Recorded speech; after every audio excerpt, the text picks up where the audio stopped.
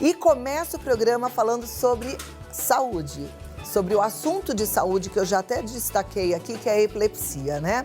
E ela é cercada por uma doença cercada por muitas dúvidas e até mal entendidos, gente. Muita gente acha que trata-se de uma doença mental ou que a pessoa com epilepsia não consegue levar uma vida normal. Então, para tirar qualquer dúvida e auxiliar quem convive com essa condição, eu recebo agora a doutora Ana Paula Pena Dias, que é membro titular da Academia Brasileira de Neurologia, uma médica excelente em quem eu confio extremamente, tanto é que é ela que cuida da minha mãe. Olha que maravilhosa. Seja muito bem-vinda, doutora Ana Paula. Prazer, Clau, prazer. Prazer é nosso, você sabe, né? Adoro vir aqui no seu programa, você sabe disso, né? Que bom, porque eu quero que você continue vindo sempre. A doutora Ana Paula tá fazendo sucesso, gente. Ela tá indo em vários outros programas aí de televisão. Não, mas morrendo de ciúme. Não tenha ciúme, porque Rede Vida, eu amo, Vida Melhor é tudo, sempre falo. Você se tornou uma querida amiga e vir aqui presencialmente é maravilhoso, porque aqui tem um clima muito diferente, é muito familiar, muito gostoso. E a gente fez algumas pautas online, né, Clau? Pelo Skype, por conta da pandemia.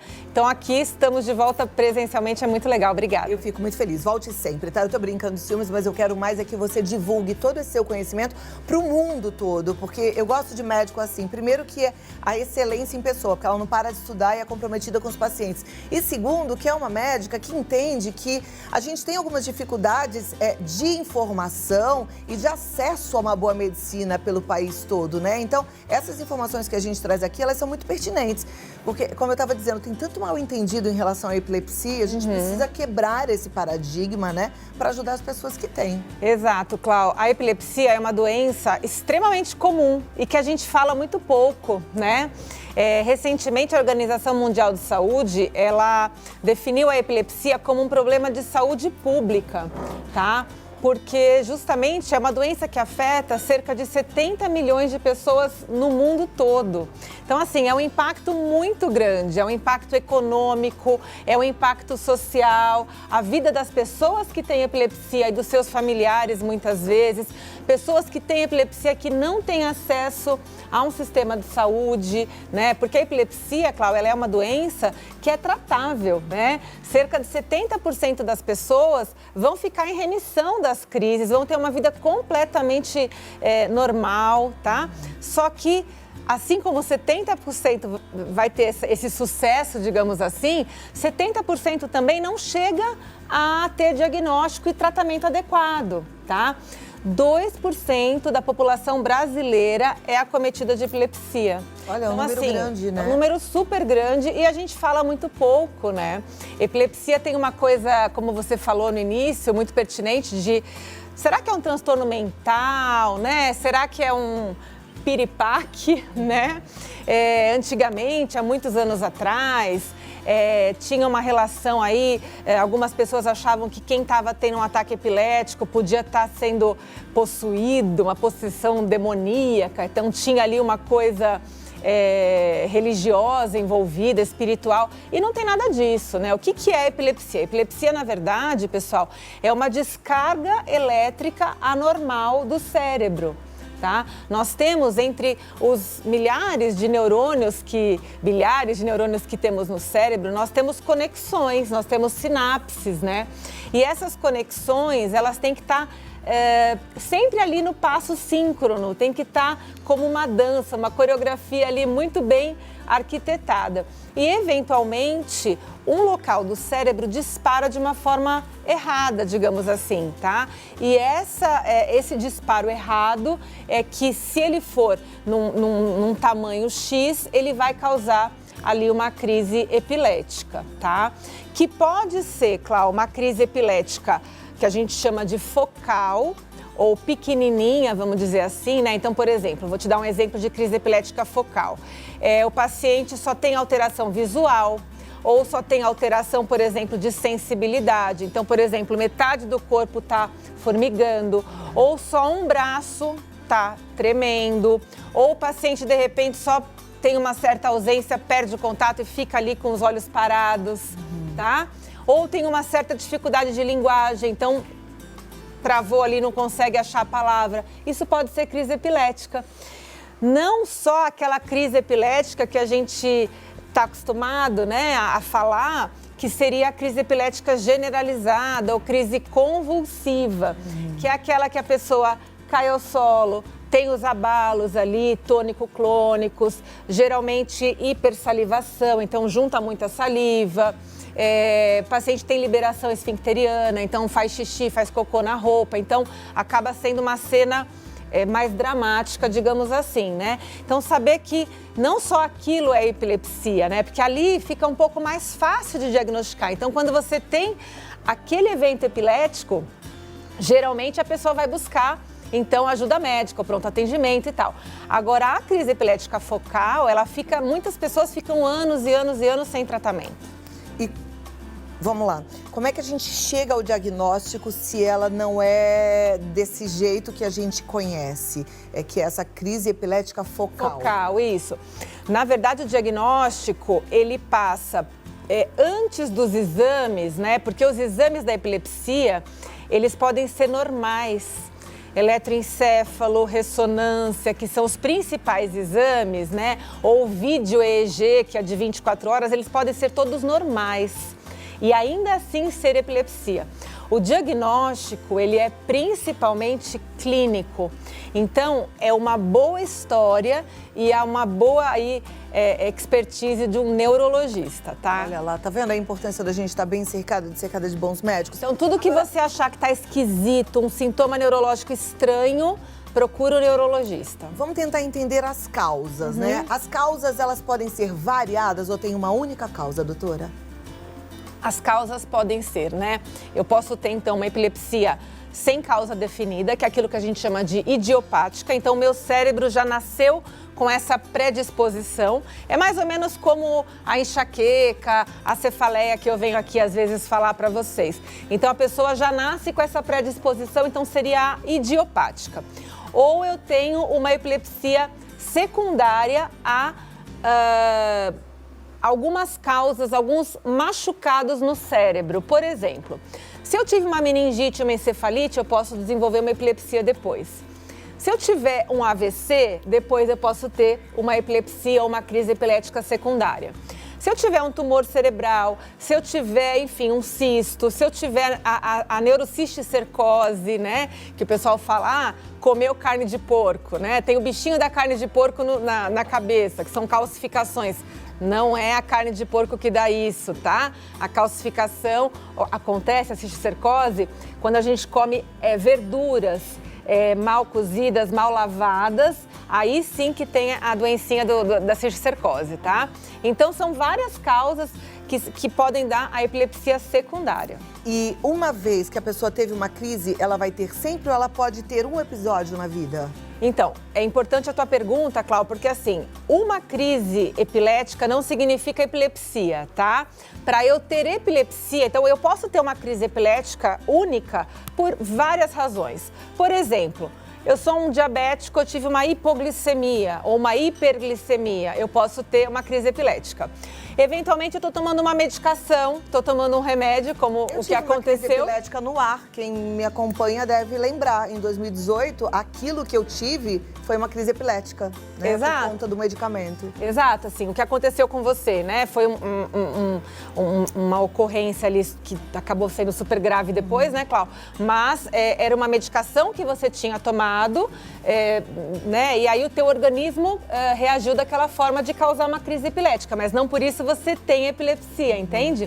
O que vai definir é o número de vezes que você teve e de repente, se você tirou aquela medicação no teu caso, você continuasse tendo crise epilética, então você poderia ter ficado com uma sequela daquele evento que você graças teve. Graças a Deus não fiquei, que bom. Exato. Bom, mas também é o seguinte, eu falo graças a Deus, porque é claro que a gente não quer ter nada que a gente precisa tratar, né, que precisa ter uma atenção. Porque epilepsia tem tratamento e a gente volta para falar sobre o tratamento daqui a 2 minutinhos, tá bom? Obrigada. Vamos continuar, gente. Assunto importante, bom. você vê, né? A gente, muitas vezes, nesse Brasilzão grande, pela falta de informação, ainda existe preconceito e ainda existe muito sofrimento de quem tem a doença. Isso é coisa séria que a gente tem que começar a banir. A gente fala tanto de uma sociedade menos preconceituosa e, às vezes, a gente, por falta de conhecimento, carrega um preconceito tremendo e faz tão mal para uma pessoa sem nem imaginar. Vou voltar aqui para o nosso assunto, doutora Ana Paula. Deixei no ar agora para a gente falar sobre tratamentos, né? Porque existem tratamentos para epilepsia. Com certeza, Cláudia. Existe tratamento da epilepsia, mas eu também gostaria de falar, se você me permite, assim, uma coisa assim, o que fazer diante de uma crise epilética, né? Isso vai ser perfeito. Que também acaba sendo uma forma aí de ajudar no tratamento. Então é o seguinte, muitas pessoas, quando vem uma crise epilética, né, é uma coisa assustadora. É uma coisa que, principalmente se é com alguém que você ama dentro da tua casa, você fica... Se é com algum desconhecido, já é uma coisa que pega emocionalmente, né? Acho que mais pra gente que é da saúde, que fica mais tranquilo. Mas, se você estiver diante de uma crise epilética, você deve apenas proteger a cabeça, tá? Para a pessoa, se estiver tendo abalos com a cabeça, para ela não machucar a cabeça, não ter traumatismo craniano, tá? Então você coloca uma proteção embaixo da cabeça e, de preferência, vira um pouquinho a cabeça para a pessoa, se ela vomitar, porque pode acontecer, para ela não broncoaspirar, para ela não engolir o próprio vômito, tá? Muito importante, Clau, nunca, em hipótese alguma, colocar a mão dentro da boca. Porque muita gente acha que tem que segurar a língua, para a pessoa não enrolar a língua. Tem uma cultura assim, né? Ah, segura a língua, Não, jamais, em hipótese alguma. É a única coisa que você não deve fazer. Porque se você coloca a mão ou o dedo dentro da boca, a pessoa pode morder o seu dedo, a sua mão e causar um problema muito maior, porque a mordedura, né, a força que a gente tem aqui na mandíbula é uma das nossas maiores forças e a gente está inconsciente ali tendo a crise. Então, jamais, em hipótese alguma, ninguém vai enrolar a língua, ninguém vai morrer asfixiado com a língua, tá bom? Se sangrar um pouquinho é porque a pessoa pode ter machucado a língua, você não põe a mão lá dentro. Voltando à tua pergunta, tratamento sim existe, cada vez mais opções terapêuticas. Existe uma grande chance de, se você tem epilepsia, você ser tratado com apenas uma droga, se o médico chegar na dose adequada. Então, muitas pessoas só com monoterapia vão conseguir remissão dos sintomas. Algumas vezes, os pacientes precisam aí de uma combinação de medicações, então, drogas antiepiléticas, 2, 3 medicações. Existem hoje em dia medicações muito potentes, muito bacanas, que estão disponibilizadas pelo SUS, pelo Ministério da Saúde, né? Nas farmácias de alto custo aí dos estados. Então, hoje em dia, a gente está num momento assim de tratamento da crise com diversas opções. Opções se você é uma epilética e você está grávida, opções se você é criança, opções se você é idoso, porque tem epilepsia também que começa no idoso. Então, assim, precisa de diagnóstico, tá? E existe sim tratamento. Olha que coisa boa. Eu tenho uma dúvida que, inclusive, foi um evento que a gente participou juntos e um dos colegas teve uma crise epilética numa festa. E aí alguém falou assim, foi por conta do estroboscópio. É verdade que essa luz de estroboscópio ela pode desencadear uma crise epilética? Sim, é verdade. Tanto é que no exame eletroencefalograma existe uma parte do exame que chama fotoestimulação, que simula aí o estrobo, né? Na verdade, ele faz ali um monte de luzinha para ver se você vai desencadear um evento epilético. Então, para aquelas pessoas que têm já uma predisposição, sim, pode desencadear um evento epilético. Para aquelas pessoas que não têm essa predisposição, não. Ela pode ficar o dia todo embaixo da luz do estrobo que não vai ter crise. Tá, então as pessoas que já têm essa predisposição ou que são portadores da doença, elas têm que, inclusive, avisar. Se elas estão numa festa e tem um estroboscópio, pedir para ser desligado. Ficar longe e pedir para ser desligado com toda certeza. Tá, outro dia eu tava andando na rua de carro, sei lá, e eu vi também que agora tem uns faróis também que tremem muito, né? Isso deveria até ser proibido. Eu fiquei pensando, porque imagina se isso acarretar numa crise epilética de alguém que está dirigindo, né? Com certeza. E vejam, né? Aquilo que eu falei, não é uma doença rara, é uma doença que a gente fala pouco. é uma doença que existe um estigma muito grande, mas 2% da população tem a doença. Então, é o que você está falando, é uma questão que tem que ser pensada na forma de saúde pública mesmo, uma discussão de saúde pública. A epilepsia pode trazer comorbidades, ou seja, outras doenças relacionadas a ela? Sim, principalmente transtornos de desordem mental, né? Então, o epilético, ele tem mais depressão, ele tem mais ansiedade, né?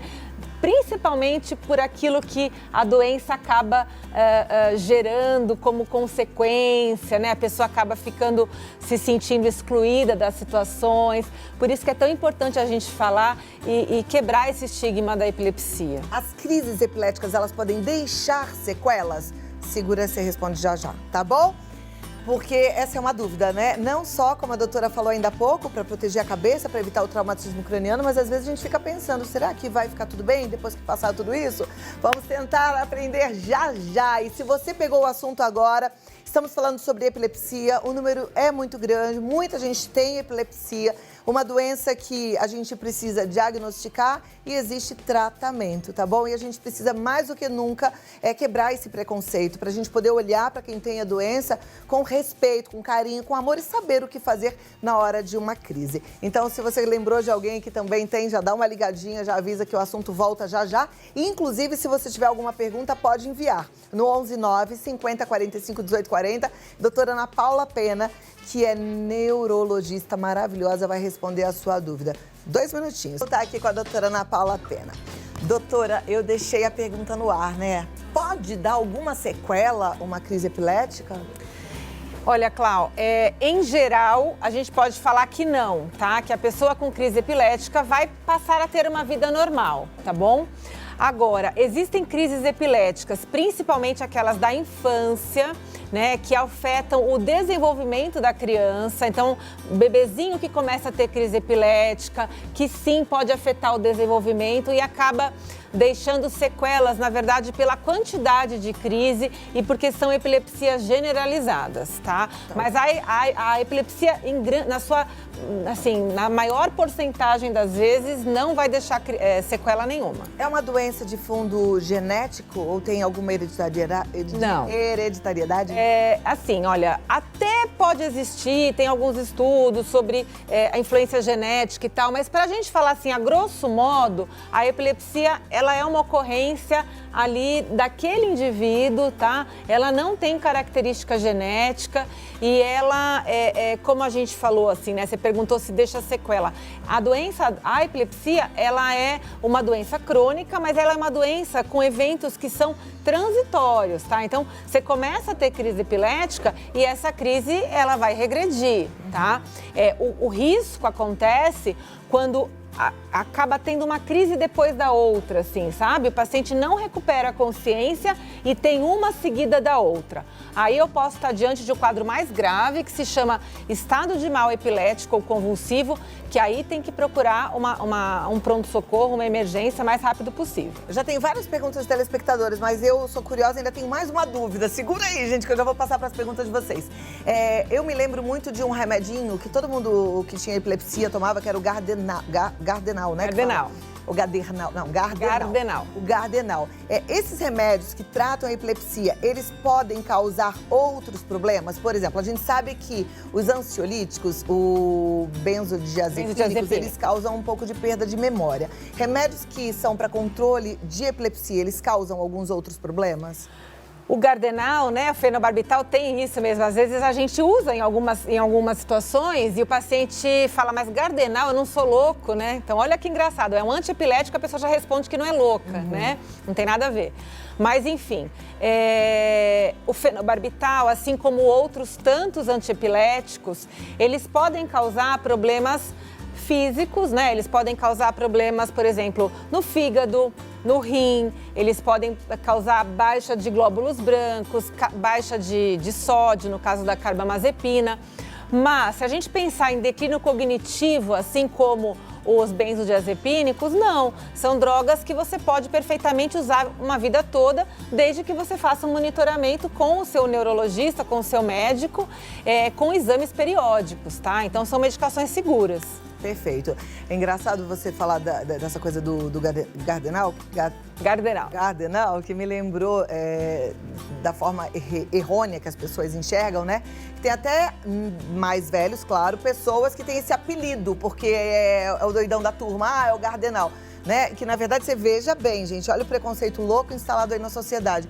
Tem nada a ver uma coisa com a outra e epilepsia não é loucura. Tem nada a ver com isso. Então, pelo estigma do Gardenal, a gente pode ver. Pois é. Né? O Gardenal, quando a gente introduz, principalmente, por exemplo, o Gardenal é uma medicação segura, que a gente acaba usando muitas vezes, principalmente no SUS, né? A pessoa que, você sabe que eu trabalhei muitos anos, né, num serviço de emergência grande do SUS, lá na região do ABC, e a gente usa muito, porque tem no posto de saúde, fácil acesso, uma medicação barata, então para quem não tem poder aquisitivo, é uma dose única à noite, então é uma droga que a gente usa bastante e relativamente segura, então, e tem esse estigma, infelizmente. Pois é, tem que acabar com esse preconceito. Eu adoro trazer esses assuntos aqui que são vítimas de preconceito. Imagina o sofrimento de quem tem uma doença como essa, né?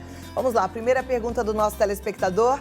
Vamos colocar na tela e você já acompanha. Da Mirtes, ela é de Florianópolis. Quais atividades uma pessoa com epilepsia deve evitar? Então, a pessoa que tem epilepsia, Mirtes, ela tem que evitar aquelas atividades onde ela pode ter uma crise e colocar a vida dela em risco, tá? Então, por exemplo, coisas na água, né? Natação, se você não tiver um monitoramento. Fazer natação numa academia com um professor, ok, porque se você tiver alguma coisa, você vai ser resgatado. Agora, por exemplo, gente que faz... Eu tenho pacientes epiléticos, já tive, que faziam longas travessias no mar. Isso não, de jeito nenhum, né? Outra coisa, quem tem epilepsia tem que ter um cuidado, a gente tem uma questão aí com a coisa de dirigir. Motocicleta, ônibus, caminhão, carro, tá certo? Qual é o risco de eu estar dirigindo e ter um evento epilético, porque ele não vai avisar. Então, a gente só vai permitir dirigir em situações específicas, depois de um tempo de controle de crises. Eu falei muito sobre isso com uma colega, a doutora Juliana Passos, que deve estar assistindo a gente, que é uma neurologista especializada em epilepsia, ela fez doutorado em epilepsia, ela é lá do Paraná, e minha colega de residência aqui do HC. E a Ju, a gente falou muito disso numa live que eu fiz com ela, que está salvo no meu IGTV, falando sobre exatamente isso, em que situação a pessoa pode dirigir, quando pode ser liberado e tal, sabe? Então a gente precisa ter essa cautela. Então seria basicamente atividades na água e direção que devem ser evitadas, além do que a Cláudia falou, né? Se eu estou num lugar onde tem muita luz piscando, eu também devo ficar afastado. Perfeito. Próxima pergunta, vamos lá, vamos continuar aprendendo aqui. É da Ana, de São Caetano do Sul. Tem como identificar a epilepsia ainda na infância? Quais sinais exigem atenção? Ana tá lá pertinho de mim, São Caetano é pertinho de São Bernardo. Ana, me achará. Sim, tem como identificar e muitas crises epiléticas e muitas síndromes epiléticas são sim diagnosticadas na infância, tá, Clau? Muitas começam na infância, com um bebezinho, então como que você vai suspeitar? Claro, se for uma crise convulsiva, você vai ver, mas pode ser que o bebê, de repente, tenha momentos em que ele fique paradinho, né? E parece que perdeu o contato, fica com o olharzinho parado, ou se ele tem automatismos, ele fica tremendo o pescocinho, ou um movimento mastigatório, tá? Ou alguns espasmos, né? Às vezes fazer um movimento de espasmo, a síndrome de West. Então, a gente tem sim, se eu tiver algum movimento estranho, eu devo procurar um pediatra ou um neuropediatra para fazer diagnóstico. Quanto tempo dura uma crise epilética? É muito variável. Eu tenho fração de segundos até minutos, tá? Mas nunca vai durar mais do que 10 minutos, tá? Eu posso sim ter um pós-ictal, um período pós-crise prolongado. Então a pessoa tem a crise epilética e depois da crise ela fica lá meia hora, uma hora, ainda confusa, não falando coisa com coisa, tá? Mas o evento epilético em si, ele dura de segundos a minutos. Porque você me falou da criança, né, que tem esses espasmos, essas coisas, eu me lembro muito do terror noturno, que eu acho que algumas mães devem ter vivido isso com seus filhos. Eu me lembro que os meus tinham, né? Acorda de madrugada e dá aquela chorada. Eles têm uns espasmos, assim. Isso nada tem a ver com epilepsia. Se eu tenho um tremor, tá, pessoal? Se eu tenho um tremor, né, generalizado aqui nos 2 braços, eu tenho que estar consciente. Se eu estiver consciente com tremor, isso é tremor por várias razões, né? E aí a gente, até tô combinando com o pessoal da produção, da gente fazer uma pauta sobre tremor, que também é uma coisa interessante. Sem perder a consciência. Agora, se no momento do tremor eu também tô ausente, você fala com a pessoa não responde, pode ser uma crise epilética. Perfeito. Agora, também já pensei em várias outras pautas aqui. Queria que você voltasse para a gente falar sobre essa coisa da criança que tem esse sonho, às vezes, que assusta pai e mãe, né? Que por volta lá dos 3, 4 aninhos. E também essa questão de criança que faz xixi na cama. Porque tem pai e mãe nesse Brasilzão que ainda fica brava, que bate na criança, que põe de castigo.